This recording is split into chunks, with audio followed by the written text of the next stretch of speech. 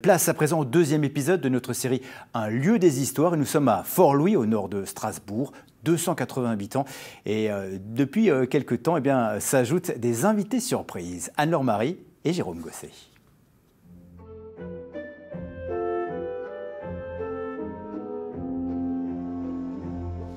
Parmi les forts ludoviciens, les habitants de Fort-Louis, se cache un être imprévisible, mystérieux, que l'on peut trouver ici, le long de la Modère.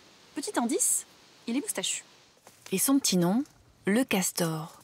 Depuis près de 30 ans, Agnès explore les rives de la Modère et cherche les traces de ce mammifère craintif.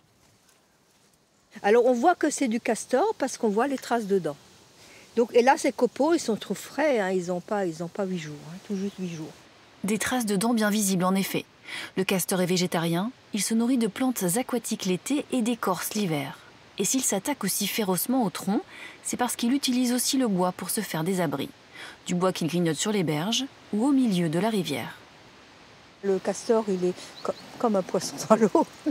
C'est un nageur imbattable, hein, et il peut tenir 15 minutes sous l'eau. Si Agnès est attentive au bien-être du castor, c'est parce qu'elle était là au moment de sa réintroduction en 1995.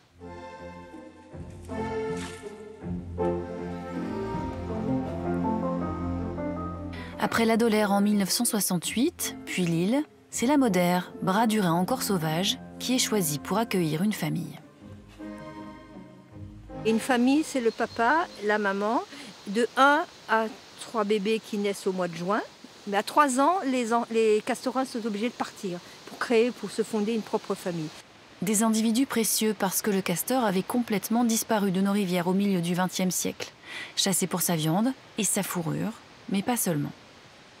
Le castor donc, sécrète une glande qui s'appelle le castoreum pour marquer son territoire. Et comme il mange du saule, on retrouve dans ce castoreum de l'acide salicylique. Et c'est donc de l'aspirine. Et comme à l'époque, on n'avait pas encore l'aspirine de synthèse, on était obligé de tuer l'animal pour récupérer la glande pour en faire un produit pharmaceutique. Aujourd'hui à nouveau présent, le castor reste un grand timide et ne sort la plupart du temps qu'à la tombée de la nuit. Difficile donc de l'apercevoir. On estime sa population à plusieurs centaines de spécimens en Alsace et 20 000 en France.